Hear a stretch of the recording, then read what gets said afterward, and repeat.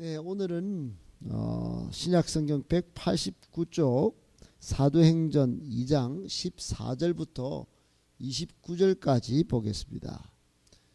신약성경 사도행전 2장 14절부터 29절까지 오늘 하나님께서 우리에게 주시는 말씀으로 받겠습니다. 사도행전 2장입니다. 14절부터 한 절씩 29절까지 교독하겠습니다. 베드로가 11 사도와 함께 서서 소리를 높여 이르되 유대인들과 예루살렘에 사는 모든 사람들아, 이 일을 너희로 알게 할 것이니 내 말에 귀를 기울이라. 때가 제3시니 이 생각과 같이 이 사람들이 취한 것이 아니라 이는 곧 선지자 요엘을 통하여 말씀하신 것이니 일러서되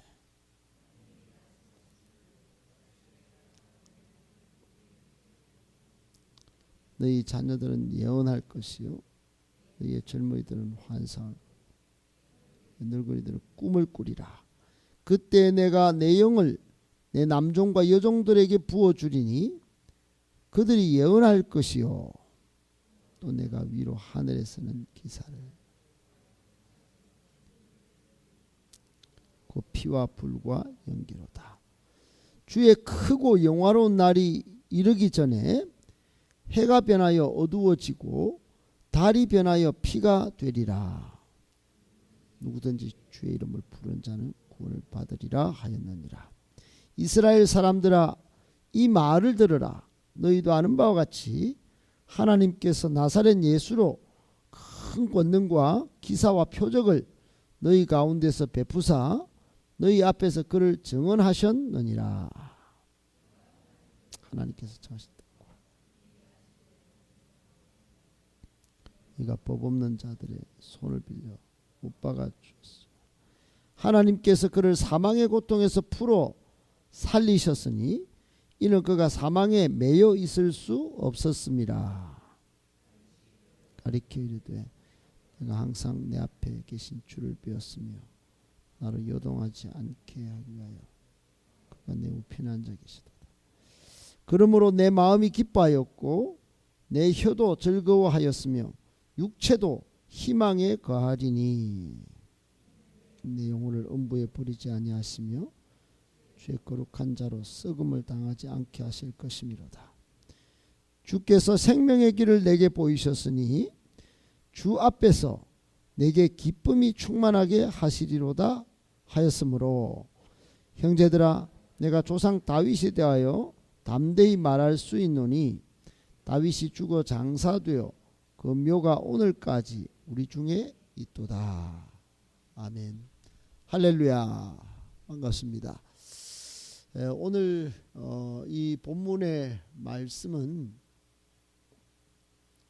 유일회적으로 한번 2000년 전에 요엘서 구약 성경 소예언서 중에 요엘이라고 하는 예언자가 있었는데 하나님께서 요엘을 통하여 약속하셨던 성령이 마가의 다락방 120명 문도가 오로지 기도에 힘쓸 때 성령 강림의 역사가 있었어요. 한번 그때 제자들이 전부 다른 지방의 말을 하면서 서로 말하는 것을 러시아 말도 알아듣고 일본 말도 알아듣고 뭐 이렇듯이 알아듣게 되는 사건이 있었는데 그때 사람들이 요동을 쳤습니다. 이제 바깥에 가서 막 복음을 전하는데 대낮부터 술 처먹었다 그러고 막 술 취했다 그러고 막 그럴 때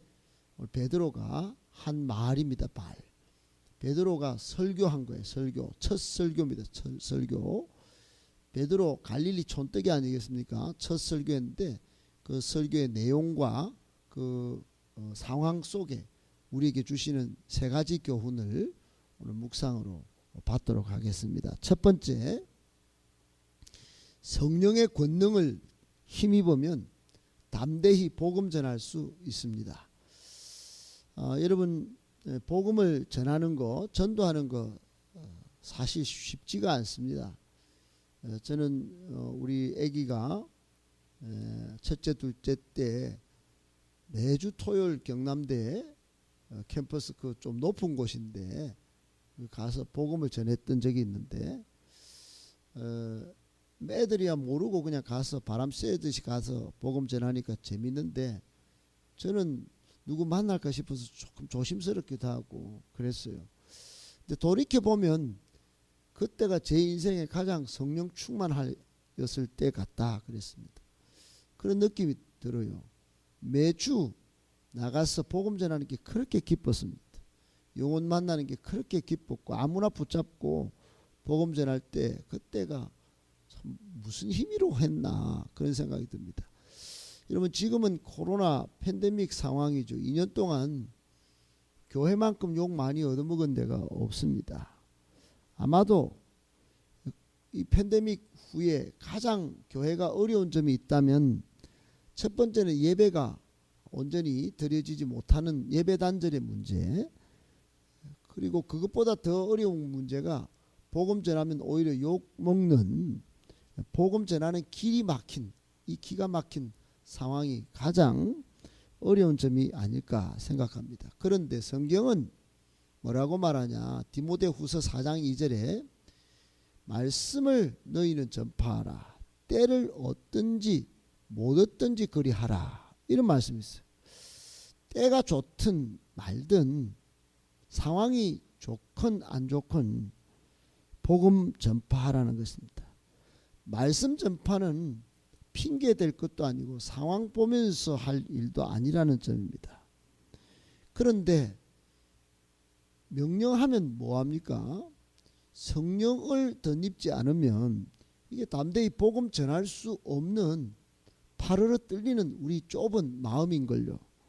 그래서 사도행전 1장 8절 우리가 요 앞전에 딱 본 대로 성령이 너희에게 임하시면 뭘 받아요? 우리가 연약한 상태로 안 있게 된다는 겁니다. 하늘의 권능을 덧입는 거예요. 제가 이 작은 키에 얼마나 가진 것 없는 사람이겠습니까? 그런데 앞에 서서 이렇게 말씀을 전할 사람이라고 꿈엔들 생각해 봤습니까? 단 한 번도 1초도 0.001초도 그런 생각해 본 적이 없습니다. 그런데 이렇게 말씀 전할 수 있게 된 거는 제가 오로지 내 힘이 아니고 제 어떤 그게 아니고 성령의 권능으로 사역을 하기 때문에 설교의 자리에 서서 설교하게 되는 것입니다. 성령의 권능을 덧입으니까 이게 가능하게 된 겁니다.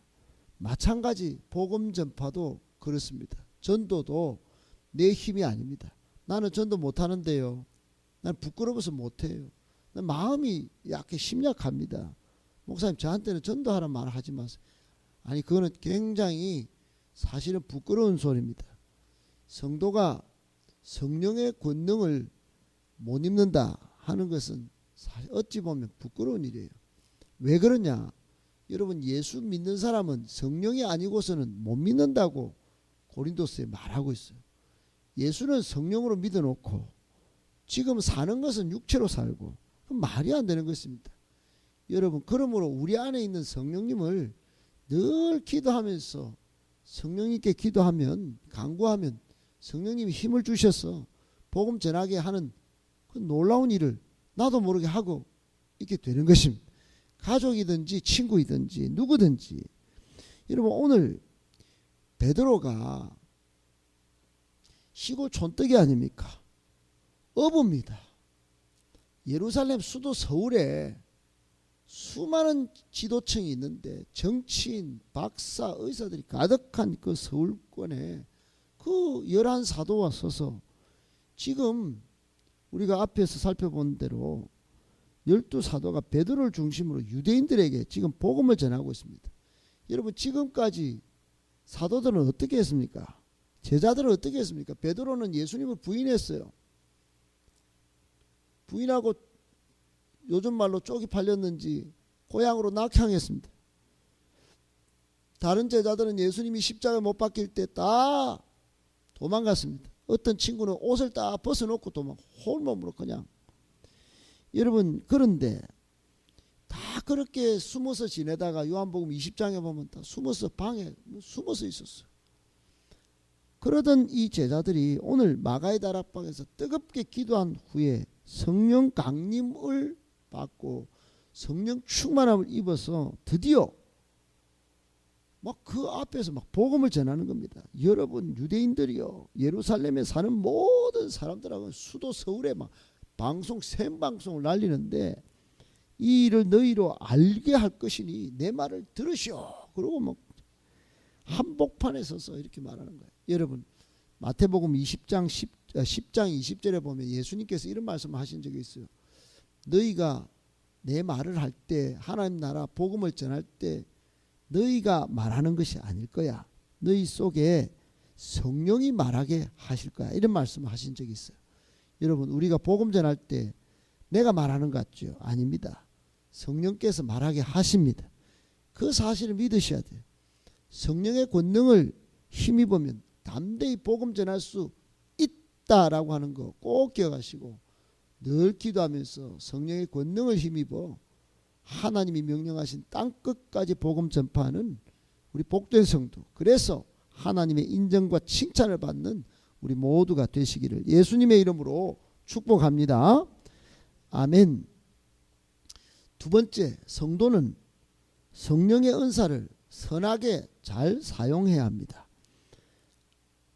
여러분, 우리는 한 명도 예외 없이 은사가 있습니다. 성령의 은사를 받았어요. 하나라도 다 있습니다. 섬기는 은사든지 아니면 예언하는 은사든지, 그거는 뭐 좀 더 깊은 차원의 영적인 은사겠지만은, 그리고 봉사하는 은사든지, 이 예배도 은사입니다. 기도하는 은사입니다. 새벽기도 나오면 이 은사 벌써 받은 겁니다.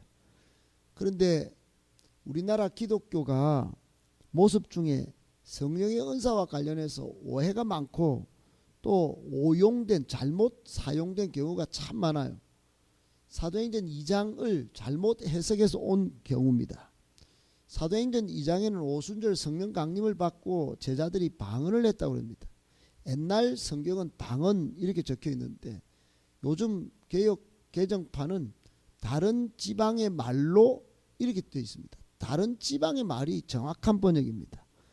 다른 지방의 말, 즉 알아들을 수 있는 지방의 말을 한 거예요. 성령 강림의 역사 때 오순절날 마가의 다락방의 사람들이요.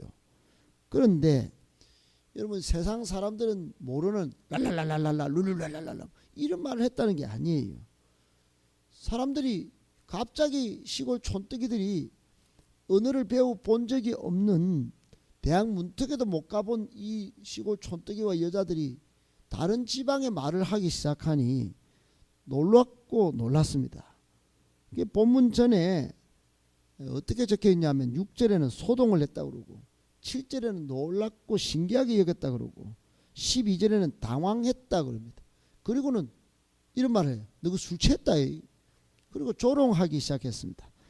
그런데 여러분, 지금 시간이 아침 9시입니다. 오늘 본문에 3시다. 베드로가 여러분 지금 3시인데 3시인데 때가 3시인데 우리가 술 취했겠습니까? 그러고는 설명을 하기 시작합니다. 이 지금 다른 말을 하기 시작하는 이 120명 전체에다가 다른 말을 둘룰랄라 막 이렇게 하는 게 아니고 다른 지방의 말을 하니 이게 술 취한 게 아니고 베드로가 막 하나하나 설명을 하는데, 첫 번째는 이게 다 요엘서의 2장 28절에 예언된 걸 우리가 성령 받아서 이렇게 하는 겁니다. 그때 방언하고 예언의 말씀을 하리라고 그때 젊은이들은 환상을 보고 늙은이들은 꿈을 꾸고 막 남종 여종들에게 하나님이 부어주실 건데 그때 말을 할 것이라고 예언되어 있습니다. 이게 일어난 겁니다. 구약에 일어난 말씀하신 말씀이 성취된 겁니다. 그리고 시편 16편에 다윗이 이게 예수님이 살아나실 거, 십자가에 달리셨다가 죽으셨다가 다시 살아나실 것이 예언됐는데 다윗이 무슨 재주가 있어서 그 뒤에 몇백 년 뒤에 일어날 일을 미리 알겠습니까? 하나님이 이게 다 계획 속에 있었다는 것을 말씀해 주는 것입니다. 그렇게 지금 오늘 베드로가 다 설명을 했어요. 설명을. 여러분, 세상 사람들은 우리가 성령 받은 거 아이고 너희끼리나 해라. 야 아이고 이렇게 말할 수 있을지 몰라도, 조롱할지 몰라도, 여러분 우리가 받은 이 성령의 은사로 세상을 섬겨야 합니다. 세상 사람들에게 예수를 믿는 믿음이 어떤 건지, 교회 다니면 어떤 예배를 통하여 은혜를 받는지 오늘 베드로가 여러분 잘 설명하고 있지 않습니까? 선하게 잘 사용하고 있지 않습니까? 내만 복 받으면 돼요. 내만 잘 되면 돼요. 이게 아니었어요. 여러분 성령 충만 받으면 기도원에 올라가고 랄랄랄랄랄 룰룰랄, 그게 어디 신령한 사람 절대 아닙니다. 여러분 성경이 말하고 있지 않습니까? 오늘 2절에 베드로와 열한 사도는 다 설명을 했어요. 전 세계 나가서 로마 심장부까지 그 권력자들 앞에까지 가서 성령의 불 받아가지고 다 복음을 하나씩 둘씩 가르쳤습니다. 여러분 세상의 불신자들은 예수 믿는 거 몰라도 됩니까? 그렇지 않습니다. 하나하나 세세하게 예수님을 증언해야 합니다. 우리가 이런 수련회 왜 합니까? 아이들 모르고 그냥 삽니다. 내만 잘 살면 되죠 뭐. 그러다가 나중에 청년쯤 되면 교회 떠나버립니다. 예, 그러면 안 되기 때문에 수련회 때 은혜 받고 성령불 받고 이 베드로처럼 살자고 이렇게 하는 것입니다. 여러분 이게 기독교의 본 모습이에요. 여러분 성도는 성령의 은사를 선하게 세상 사람들 위하여 잘 사용할 줄도 알아야 된다는 거 꼭 기억하고 그렇게 살아가시기를 예수님의 이름으로 축복합니다. 아멘. 마지막 세 번째, 우리는 다시 예수님을 십자가에 못 박는 행동을 하지 말아야 합니다.